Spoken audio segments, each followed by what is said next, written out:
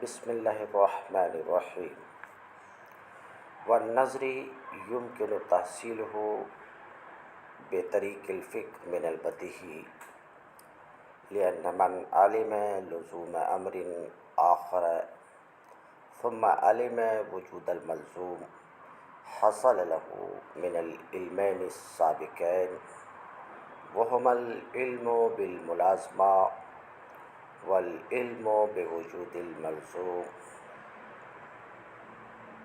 العلم بوجود اللازم بالضرورة، فلو لم يكن تحصيل النظر بطريق الفكر لم يحصل العلم الثالث من العلمين السابقين لأنه يحصل بطريق الفكر. باب العلم انواریہ ایجوکیشنل سوسائٹی، وہ جامعہ انواریہ حیدرآباد انڈیا کے زیر اہتمام اللہ تعالیٰ کے فضل و کرم سے قطبی تصورات کا درس قسطوار جاری ہے. آج کا درس شروع ہوتا ہے شارح کی عبارت والنظری یمکن تحصیلہ بطریق الفکر من البدیہی سے. شارح فرماتے ہیں اور نظری کی تحصیل ممکن ہے بطریق فکر کے بدیہی سے. اس عبارت سے ٹھیک پہلے شارح کی عبارت گزری کہ والبعض الآخر نظریہ، یعنی تصور و تصدیق میں سے ہر ایک سے بعض نظری ہے. تو اب سوال یہ ہوتا ہے کہ بعض تصور نظری ہے، بعض تصدیق نظری ہے، تو آیا نظری کی تحصیل ممکن بھی ہے؟ ممکن بھی ہے تو کیسے اور کس طریقے سے یہ سوال پیدا ہوتا ہے؟ اسی سوال کا جواب دے رہے ہیں یا دوسرے لفظ میں اسی بات کی توضیح کر رہے ہیں کہ ہاں، نظری کی تحصیل ممکن ہے. کس طریقے سے؟ بدیہی سے. کیسے؟ فکر کے طریقے پہ. تو کہتے ہیں والنظری یمکن تحصیلہ، اور نظری کی تحصیل ممکن ہے بدیہی سے بطریق فکر کے. تو یہ بات بھی آپ سمجھ گئے کہ نظری کی تحصیل بدیہی سے ہوتی ہے. نظری کی تحصیل بدیہی سے ہوتی ہے بطریق فکر کے. لأن من علم لزوم امر آخر، اس عبارت سے شارح اپنے اس دعوے کو ثابت کر رہے ہیں کہ نظری کی تحصیل ممکن ہے بدیہی سے بطریق فکر کے. یہ دعویٰ ثابت ہے. کیسے ثابت ہے؟ لأن من علم، اس لیے کہ جو شخص جان لے ایک چیز کے دوسری چیز کے لازم ہونے کو، پھر وہ جان لے ملزوم کے وجود کو. کیا مطلب؟ کہتے ہیں یہ بات ثابت ہے اس لیے کہ اگر کوئی شخص ایک شے کا دوسری شے کے لیے لازم ہونا جان لے، پھر اسے ملزوم کے وجود کا علم ہو جائے، تو ان دونوں علموں سے اسے لازم کے وجود کا علم ہو جائے گا. مثال کے طور پر اگر کوئی شخص یہ جان لے کہ آگ اور دھواں کے درمیان لزوم ہے، دھواں آگ کو لازم ہے کہ جہاں آگ ہوگی وہاں دھواں ضرور پایا جائے گا، پھر اسے آگ کے وجود کا علم ہو جائے، تو ان دونوں علموں سے، یعنی آگ کے لیے دھواں لازم ہونے کے علم اور آگ کے وجود کے علم سے اسے دھواں کے وجود کا علم ہو جائے گا. تو اگر فکر کے طریقے سے نظری کا حاصل کرنا ممکن نہ ہوتا تو پہلے دونوں علموں سے یہ تیسرا علم حاصل نہ ہوتا، کیونکہ بطریقِ فکر ہی یہ حاصل ہوا ہے۔ تو یہ بات ثابت ہوئی کہ نظری کی تحصیل بدیہی سے بطریقِ فکر ممکن ہے۔ عبارت کا ترجمہ دیکھیں، لِأَنَّ مَنْ عَلِمَ لُزُومَ أَمْرٍ آخر، اس لیے کہ جو شخص جان لے ایک چیز کے دوسری چیز کے لازم ہونے کو، پھر وہ ملزوم کے وجود کو جان لے، حصل لہو، تو اس شخص کو پہلے دو علم کون ہیں؟ ملازمہ کا علم، یعنی اس بات کا علم کہ ایک چیز دوسری چیز کو لازم ہے، پہلے دو علم، اور وہ ملازمہ کا علم ہے اور ملزوم کے وجود کا علم ہے۔ ان دو پہلے علموں سے حصل العلم، ان دو پہلے علموں سے اسے لازم کے وجود کا علم حاصل ہو جائے گا بداہتاً۔ فلو لم یکن تحصیل النظری بطریق الفکر، تو اگر نظری کی تحصیل بطریق فکر نہ ہوتی تو اسے علمین سابقین سے یہ تیسرا علم حاصل نہ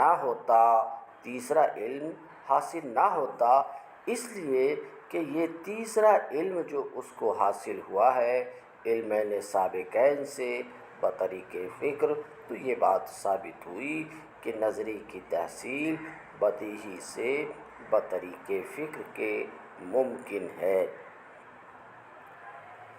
والفکر هو ترتیب امور معلومۃ للتعدی الی المجہول۔ ماتن علیہ الرحمہ نے اوپر فکر کی تعریف فرمائی۔ شارح علیہ الرحمہ اسی فکر جس کی مصنف نے تعریف کی، یہاں سے مثالوں کے ذریعے اس تعریف کی توضیح کرنا چاہتے ہیں، مگر مثالوں کے پیش کرنے سے پہلے اسی تعریف کا اعادہ فرما رہے ہیں کہ فکر مجہول تک پہنچنے کے لیے، فکر کس کا نام ہے؟ مجہول تک پہنچنے کے لیے امور معلومہ کو ترتیب دینا یہی فکر ہے۔ تو کہتے ہیں والفکر ہوا ترتیب امور معلومۃ للتعدی الی المجہول۔ فکر مجہول تک پہنچنے کے لیے امور معلومہ کو ترتیب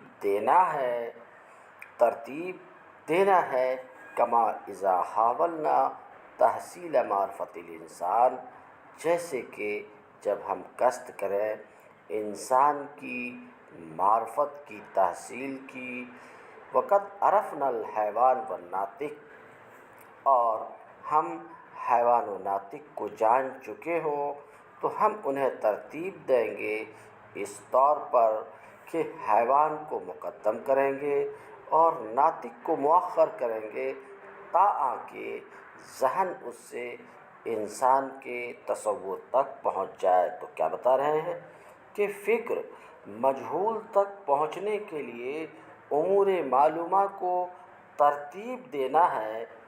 اس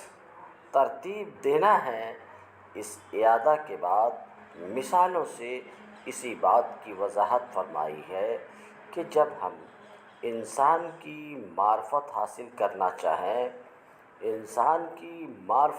کرنا چاہیں اور حیوان و ناطق کو پہلے جان چکے ہوں، تو ہم ان دونوں کو یعنی حیوان ناطق کو اس طرح ترتیب دیں گے کہ پہلے حیوان کو رکھیں گے، پھر ناطق کو، اور ہم حیوان ناطق کہیں گے۔ تو اس سے انسان کے تصور کی طرف ہمارا ذہن پہنچ جائے گا۔ یہ اکتساب تصور کی مثال ہے، اور حیوان کو پہلے اور ناطق کو بعد میں رکھنے کی وجہ یہ ہے کہ جنس کا تقدم فصل پر واجب ہے۔ اور اس کے بعد اکتساب تصدیق کی مثال بیان کر رہے ہیں، کما اذا اردنا التصدیق بان العالم حادث۔ اس کے ذریعے سے اکتساب تصدیق کی مثال بیان فرمائی ہے کہ جب ہم اس بات کی تصدیق حاصل کرنا چاہیں کہ عالم حادث ہے اور متغیر کو مطلوب کے طرفین کے درمیان رکھیں، اور یہ حکم لگائیں کہ عالم متغیر ہے، ہر متغیر حادث ہے، تو ہمیں اس بات کی تصدیق حاصل ہو جائے گی کہ عالم حادث ہے۔ کما اذا اردنا التصدیق، جیسے کہ جب ہم یہ تصدیق حاصل کرنا چاہیں کہ عالم حادث ہے، ووسطنا المتغیر، اور ہم متغیر کو مطلوب کے طرفین کے درمیان واسطہ بنائیں، اور ہم حکم لگائیں کہ عالم متغیر ہے، ہر متغیر حادث ہے، تو اس کے ذریعے سے ہمیں عالم کے حدوث کی تصدیق حاصل ہو جائے گی۔ تو فکر کی تعریف آپ نے سنا، ترتیب و امور معلومہ۔ اب والترتیب فی اللغہ، تعریف فکر کی توضیح سے فارغ ہونے کے بعد یہاں سے فکر کی تعریف میں جو قیود ہیں اس کی تشریح شروع کر رہے ہیں۔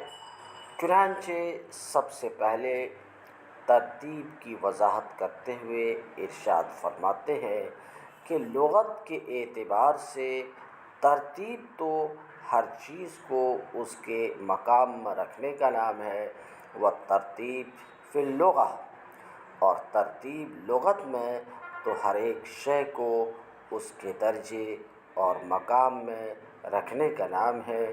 اور اصطلاح میں جعل الاشیاء المتعددہ بحیث یطلق علیہا اسم الواحد ویکون لبعضها نسبت الی البعض۔ اور اصطلاح میں ترتیب کسے کہتے ہیں؟ اشیاء متعددہ کو اس طور پر رکھنا کہ ان پر ایک اسم کا اطلاق ہو، ان پر ایک اسم بولا جائے، اور اشیاء متعددہ میں سے بعض کو بعض کے ساتھ تقدم و تأخر کے لحاظ سے کوئی نسبت ہو۔ جیسے کہ ابھی آپ نے انسان کی معرفت حاصل کرنے کے لیے پہلے سے جو حیوان اور ناطق تھا اسے آپ نے ترتیب دیا اور یوں کہا حیوان ناطق، تو دیکھیے یہاں اشیاء متعددہ ہے، اور اشیاء متعددہ میں سے حیوان پہلے ہے، ناطق بعد میں ہے، تو بعض کو بعض کے ساتھ تقدم و تأخر کی نسبت ہے۔ کہتے ہیں اصطلاح میں وفی الاصطلاح، اور اصطلاح میں جعل الاشیاء المتعددہ بحیث یطلق علیہا اسم الواحد، اشیاء متعددہ کو اس طور پر رکھنا کہ ان پر ایک اسم کا اطلاق ہو، اور ان میں سے بعض کو بعض کے ساتھ تقدم و تأخر کے لحاظ سے کوئی نسبت ہو۔ والمراد بالامور ما فوق الامر الواحد وکذالک کل جمع۔ فکر کی تعریف میں آپ نے سنا ترتیب و امور معلومہ، میں واضح کر چکا کہ شارع علیہ رحمہ قیود کی تشریح کر رہے ہیں، تو تشریح کرتے ہوئے ترتیب کا لغوی اور اصطلاحی معنی بیان کیا۔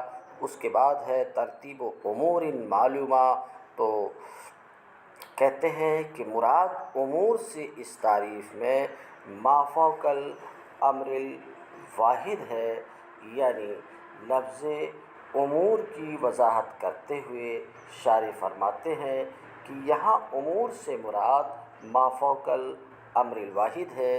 یہ عبارت والمراد بالامور ما فوق الامر الواحد، یہ عبارت در حقیقت ایک اعتراض کا جواب ہے۔ تو یوں کہیے کہ شارح علیہ رحمہ تعریف پر وارد ہونے والے، فکر کی تعریف پر وارد ہونے والے ایک اعتراض کا جواب دے رہے ہیں۔ اعتراض یہ ہے کہ فکر کی تعریف میں امور کی قید درست نہیں ہے، اس لیے کہ امور کی قید کے ساتھ یہ تعریف ترتیب و امرین معلومین للتعدی الی مجہول پر صادق نہیں آ رہی ہے، حالانکہ یہ بھی ترتیب ہے، یہ بھی فکر ہے، اس پر صادق نہیں آ رہی ہے، کیونکہ امور جمع ہے اور جمع کا اطلاق کم سے کم 3 پر ہوتا ہے۔ تو ترتیب و امرین معلومین للتعدی الی مجہول، یہ بھی تو فکر ہے۔ یہ ہے اعتراض آپ سمجھ چکے ہوں گے کہ فکر کی جو تعریف امور سے کی جا رہی ہے، یہ تعریف اس فکر پر جو فکر ترتیب و امرین معلومین للتعدی الی مجہولین ہے، اس فکر پر یہ تعریف صادق نہیں آ رہی ہے، حالانکہ یہ خود بھی فکر ہے۔ جواب کا حاصل یہ ہے کہ تعریف ترتیب و امرین معلومین للتعدی الی مجہول پر بھی صادق ہے، کیونکہ امور اس تعریف میں اگرچہ جمع ہے مگر یہاں اس سے ما فوق الامر الواحد مراد ہے، والمراد بالامور ما فوق الامر الواحد، امور جمع ہے مگر یہاں پر اس سے مراد ما فوق الامر الواحد ہے۔ جب ایسا ہے تو وہ اعتراض وارد نہیں ہوگا جو ابھی آپ نے رکھا ہے، لیکن اس جواب پر یہ اعتراض وارد ہوتا ہے کہ جمع کی وضع تو فوق الاثنین کے لیے ہے، لہٰذا ما فوق الواحد میں اس کا استعمال مجاز ہے اور تعریفات میں مجاز کا استعمال ناجائز ہے۔ اس اعتراض کو دفع کرنے کے لیے شارح علیہ رحمہ نے فرمایا وَكَذَلِكَ كُلُّ جَمْعٍ يُسْتَعْمَلُ فِي التَّعْرِيفَاتِ فِي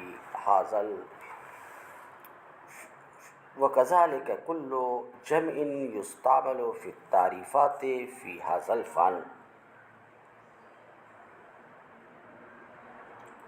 اور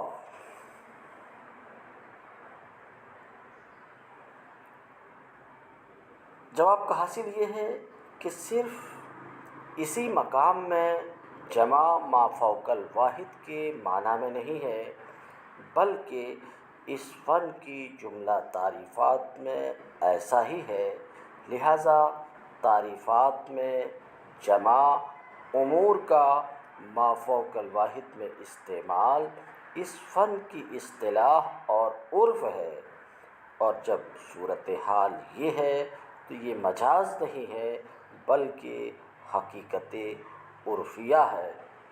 لہٰذا امور کے ما فوق الواحد کے معنی میں ہونے سے تعریف میں مجاز کا استعمال لازم نہیں آیا، وَإِنَّمَا اُعْتُبِرَتِ الْأُمُورُ لِأَنَّ التَّرْتِيبَ لَا يُمْكِنُ إِلَّا بَيْنَ شَيْئَيْنِ۔ اب سوال کہ تعریف فکر کی تعریف جو کی گئی ترتیب و امور معلومہ، امور کا اعتبار کیا گیا، ترتیب و امر نہیں کہا گیا، ترتیب و امور کہا گیا، تو تو شارح کہتے ہیں انما اعتبرت الامور، فکر کی تعریف میں امور کا اعتبار کیا گیا، کیوں؟ لأن الترتیب لا يمكن الا بین شیئین،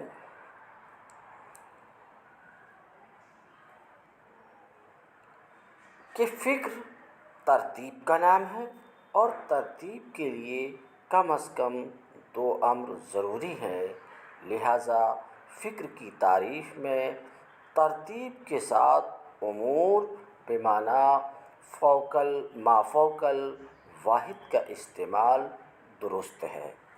کیا کہتے ہیں؟ لأن ترتیب لا يمكن، اس لیے کہ ترتیب تو ممکن نہیں ہے مگر کم از کم دو چیزوں کے درمیان یا اس سے زائد کے درمیان۔ والمراد بالمعلومہ الامور الحاصلہ، اور تعریف میں جو ایک قید ہے ترتیب و امور معلومہ کہتے ہیں۔ والمراد بالمعلومہ الامور الحاصلۃ، بالمعلومہ الامور الحاصلۃ صورها عند العقل وهي تتناول التصوریہ والتصدیقیہ من الیقینیات والظنیات والجہلیات الی آخرہ۔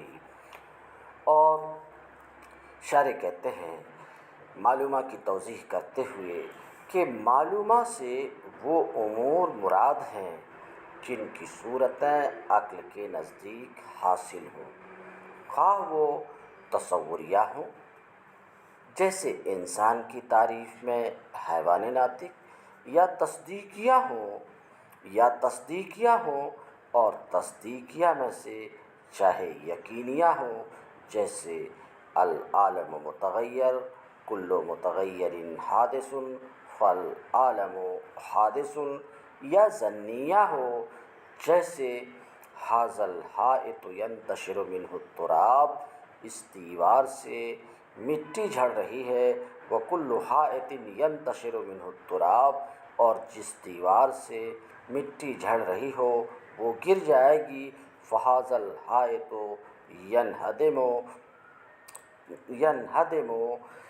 یا جہلیہ ہو جیسے العالم مستغن عن المؤثر، وکل مستغن عن المؤثر قدیم فالعالم قدیم۔ تو کہتے ہیں مراد معلومہ سے وہ امور ہیں جن کی صورت عقل کے نزدیک حاصل ہے، تو یہ تصوریہ اور تصدیقیہ یعنی یقینیات، ظنیات اور جہلیات سب کو شامل ہے۔ فإن الفکر کما یجری، کیونکہ فکر جس طریقے سے جاری ہوتی ہے تصورات میں، یجری ایضاً فی التصدیقات، یہ فکر تصدیقات میں بھی جاری ہوتی ہے۔ ایک مثال تو ابھی تھوڑی دیر پہلے گزر چکی ہے۔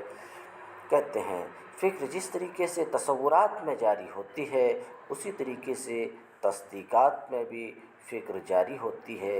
وکما یکون فی الیقین یکون ایضاً فی الظن والجہل، اور جس طریقے سے فکر یقینی میں جاری ہوتی ہے ویسے ہی ظنی اور جہلی میں بھی فکر جاری ہوتی ہے۔ اما الفکر فی التصور والتصدیق الیقینی، لیکن فکر کا جاری ہونا تصور میں اور تصدیق یقینی میں، تو شارح کہتے ہیں جیسا کہ ہم اس بات کو ذکر کر آئے، ابھی آپ نے سن لیا۔ واما فی الظن، لیکن فکر کا جاری ہونا تصدیق ظنی میں، تو جیسے ہمارا قول ھذا الحائط ینتشر منہ التراب وکل حائط ینتشر منہ التراب فہو ینہدم فھذا الحائط ینہدم۔ اما فی الجہل، لیکن فکر کا جاری ہونا تصدیق جہلی میں، تو جیسے کہ جب کہا جائے العالم مستغن عن المؤثر، عالم مؤثر سے بے نیاز ہے اور جو بھی مؤثر سے بے نیاز ہو وہ قدیم ہے، فالعالم قدیم، تو عالم قدیم ہے۔ لا یقال، العلم من الألفاظ المشتركة فإنه كما يطلق على الحصول العقلي كذلك يطلق على الاعتقاد الجازم المطابق الثابت وهو أخص من الأول۔ یہاں سے شارح علیہ رحمہ فکر کی تعریف میں آنے والے لفظ معلومہ سے وارد ہونے والے ایک اعتراض کا جواب دینا چاہتے ہیں۔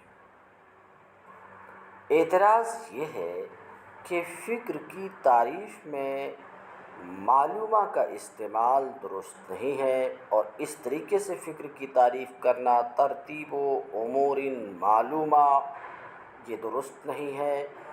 تو فکر کی تعریف میں معلومہ کا استعمال درست نہیں ہے کیونکہ معلومہ علم سے مشتق ہے، اور علم حصول عقلی پر بولا جاتا ہے۔ اسی طریقے سے علم اعتقاد جازم مطابق ثابت پر بھی بولا جاتا ہے۔ تو یہ علم مشترک ہوا حصول عقلی اور یقین کے درمیان، حصول عقلی اور یقین کے درمیان۔ جب علم مشترک ہوا تو معلومہ بھی مشترک ہوا، اور تعریفات میں مشترک کا استعمال ناجائز ہے۔ ناجائز ہے۔ جواب کی تقریر یہ ہے کہ تعریفات میں مشترک کا استعمال مطلقاً ناجائز نہیں ہے، بلکہ صرف اس وقت ناجائز ہے جب کہ مشترک کے معنی مراد کی تعیین پر کوئی قرینہ نہ ہو، اور یہاں قرینہ ہے جو اس بات پر دال ہے کہ تعریف میں علم سے حصول عقلی مراد ہے، اور وہ قرینہ یہ ہے کہ ماتن نے اپنی اس کتاب میں علم کی تفسیر حصول عقلی سے ہی کی ہے۔ سماعت فرمائیں۔ لا یقال، یہ اعتراض نہ کیا جائے کہ علم تو الفاظ مشترکہ میں سے ہے، فإنہ کما یطلق، کیونکہ علم جس طریقے سے بولا جاتا ہے حصول عقلی پر، اسی طریقے سے علم بولا جاتا ہے اعتقاد جازم مطابق ثابت پر، یعنی اس اعتقاد جازم پر جو واقع کے مطابق ہے اور وہ ثابت ہے، یعنی تشکیک مشکک سے زائل بھی نہیں ہوتا ہے۔ تو علم اس معنی پر بھی حصول عقلی پر بھی اور یقین پر بھی بولا جاتا ہے۔ تو علم مشترک ہوا ان دونوں کے درمیان۔ جب علم مشترک ہوا تو معلوم بھی مشترک ہوا۔ اب علم کے یہ دونوں معنی ہیں، ان کے درمیان اگر رشتہ دیکھیں تو علم کا جو معنی حصول عقلی ہے یہ عام ہے، اور اعتقاد جازم المطابق الثابت یعنی یقین یہ خاص ہے۔ یقین علم ہے، مگر علم کے لیے یقین ہونا ضروری نہیں ہے، وہ ہوا اخص۔ اور یہ جو دوسرا معنی ہے اعتقاد جازم یعنی یقین، یہ اخص ہے اول سے حصول عقلی سے۔ تو بہرحال علم تو ان دونوں معنی کے درمیان مشترک ہوا۔ ومن شرائط التعریفات، حالانکہ تعریفات کے شرائط میں سے ہے الفاظ مشترکہ کے استعمال سے بچنا، جو یہاں پر نہیں پایا گیا کیونکہ معلومہ کا استعمال ہوا، اور معلومہ یہ مشترک ہے کیونکہ یہ بنا ہے علم سے اور وہ مشترک ہے۔ تو تعریفات کے شرائط میں سے ہے الفاظ مشترکہ کے استعمال سے بچنا، جو یہاں پر نہیں پایا گیا۔ تو شارح کہتے ہیں اس طرح کا اعتراض نہ کیا جائے، لأننا نقول، اس لیے کہ ایسے اعتراض کے جواب میں ہم کہیں گے الالفاظ المشترکہ لا تستعمل فی التعریفات۔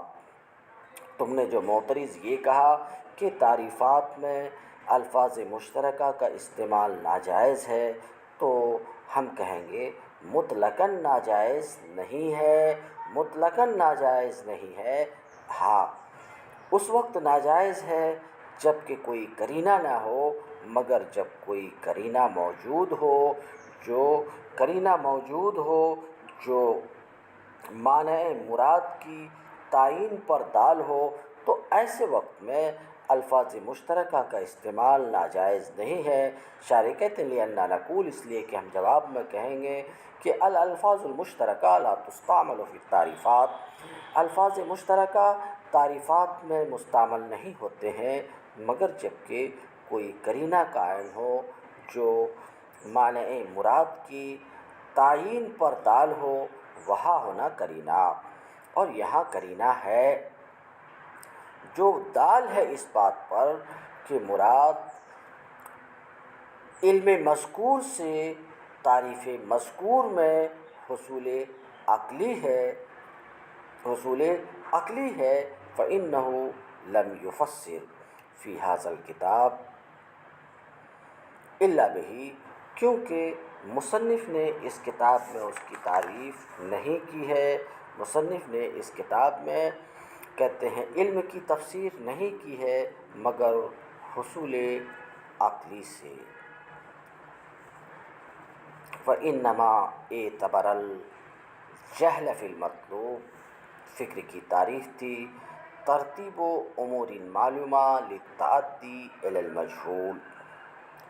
تو شارح کہتے ہیں مطلوب میں جہل کا اعتبار کیا، اس لیے کہ فرمایا للتعدی الی المجہول، کیونکہ مطلوب اگر مجہول نہ ہو اور اسے حاصل کرنے جا رہے ہیں تو یہ تحصیل حاصل اسے معلوم کرنے جا رہے ہیں تو استعلاء میں محال لازم آئے گا، اور تحصیل حاصل اور استعلاء میں معلوم یہ محال ہے، اس لیے مطلوب کا مجہول ہونا ضروری ہے۔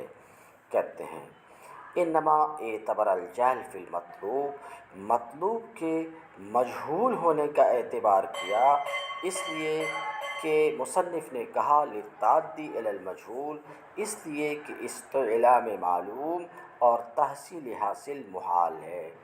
وہ عام، اور یہ جو مطلوب ہے یہ عام ہے کہ مطلوب تصوری ہو جیسے معرفت انسان، یا تصدیقی ہو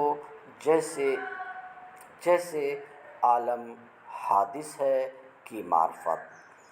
اما المجہول التصوری فاکتسابہ من الامور التصوریہ، لیکن مجہول تصوری تو اس کی تحصیل امور تصوریہ سے ہوتی ہے، جس کی مثال ابھی گزر چکی، اور مجہول تصدیقی کی تحصیل امور تصدیقیہ سے ہوتی ہے۔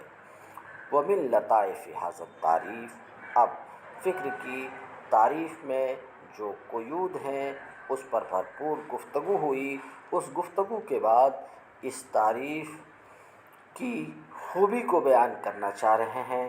انشاءاللہ اس تعریف کی خوبی پر اگلے درس میں گفتگو ہوگی۔ وآخر دعوانا ان الحمد للہ رب العالمین۔